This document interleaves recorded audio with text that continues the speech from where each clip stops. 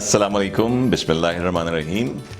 साजिद हबीब official के इस episode में हम कुछ हल्की फुल्की गुफ्तगू करेंगे अपनी कौमी ज़ुबान उर्दू के बारे में।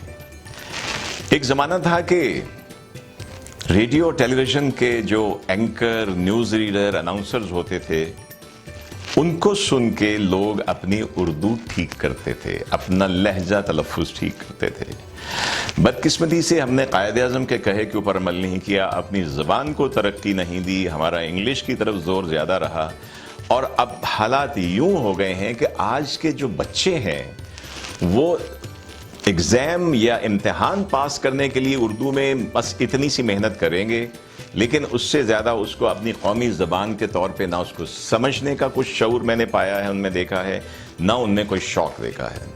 और शौक़ से याद आया कि मैं कुछ अर्सा पहले 7वीं के बच्चों के पेपर जो उन्होंने 8वीं में दाखिले के लिए दिए थे, मैं कुछ टीचर जो थे मेरे जानने वाले वो पेपर चेक कर रहे थे, तो मैंने ऐसे ही उनके उर्दू के पर्चों को टटोलना शुरू कर दिया। तो ये जो हम तो उर्दू के ज़ौक़ और शौक़ की बात करें, मुझे जो इंग्लिश का शौक़ लगा मैं वो आपको अब बताता हूँ। ख़ास तौर पे आपको याद होगा कि पेपर में उर्दू के पर्चे में एक होता था कि अल्फाज को जुमलों में इस्तेमाल करें। उससे पता चलता था कि बच्चे को इस लफ्ज़ का मतलब आता है कि नहीं, और फिर उसको वो जुमले में कैसे इस्तेमाल करता है ताकि कल को वो अपनी उसको नॉर्मल बोलचाल में इस्तेमाल कर सके। तो मैं कुछ छोटी छोटी एग्जांपल लेता हूँ। मतलब एक लफ्ज़ था पर लग जाना। अब पर लग जाना का मतलब होता है कि जैसे फलां चीज़ की कीमतों को पर लग गए, फलां चीज़ की वैल्यू को पर लग गए, तो यानी कि बहुत बढ़ जाना। अब मैं इसकी एक दो छोटी छोटी मिसालें आपको देता हूं। एक बच्चे ने लिखा, हमारे मोहल्ले में 2 भाइयों ने जहाज बनाया और उसको पर लगा दिए। जहाज बनाया, अब पर तो लगा दिए उन्होंने, लेकिन आप ये देखिए कि उनको मतलब की समझ नहीं आई थी। एक और ने लिखा, 8वीं जमात पास करने के बाद उमैर के अब्बा ने उसको काम पर लगा दिया। यानी कि पर का इस्तेमाल हो गया, लेकिन आप देखिए कि बच्चे के ज़हन में उसका मतलब क्या था। अब मैं एक और लफ्ज़ की तरफ आता हूं जिसको मैंने बहुत एंजॉय किया, जम्मे गफीर। आप में से कितने हैं जिनको पता है? सच सच बताइए कि जम्मे गफीर का मतलब क्या होता है।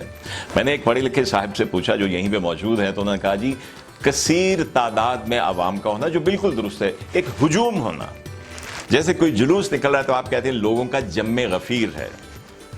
आइए अब देखते हैं कि 7वीं के बच्चों ने इसको कैसे इस्तेमाल किया। एक बच्चे ने लिखा, हमें जम्मे गफीर लोगों से हमदर्दी होनी चाहिए। हमें जम्मे गफीर लोगों से हमदर्दी होनी चाहिए। एक और बच्चे ने लिखा, मेरा दोस्त बड़ा जम्मे गफीर है। मेरा दोस्त बड़ा जम्मे गफीर है। एक बच्चा, शायद उसने वो कोई जामे जम से जामे सफाल अच्छा और ले आएंगे बाजार से अगर टूट गया, शायद उसने अब्बा से कहीं से सुना हो। उसने लिखा, अली का जम्मे गफीर उसके हाथ से गिरकर टूट गया। अली का जम्मे गफीर उसके हाथ से टूट गया, गिरकर टूट गया। एक और बच्चे ने लिखा, वो दरख्त से गिरकर जम्मे गफीर हो गया। आप अंदाजा कीजिए कि वो दरख्त से गिरकर जम्मे गफीर हो गया।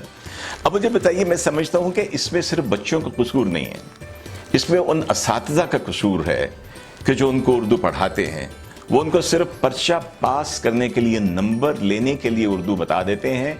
उनको एक नोट्स दिए जाते हैं जिनमें इन अल्फाज के बने बनाए जुमले बताए होते हैं। वो अगर बच्चे के जहन से निकल गया तो फिर ऐसे ही पर लगेंगे, ऐसे ही कोई बच्चा दरख्त से गिरकर जम्मे गफीर होगा, ऐसे ही किसी का दोस्त जम्मे गफीर होगा।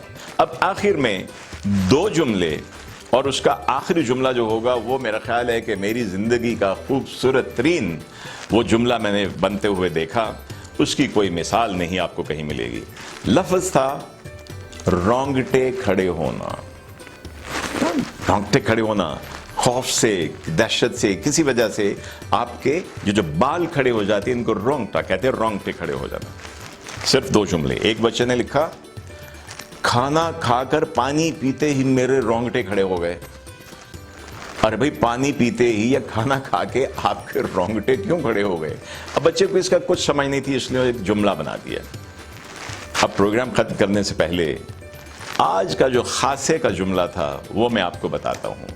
लफ्ज यही था, रोंगटे खड़े होना।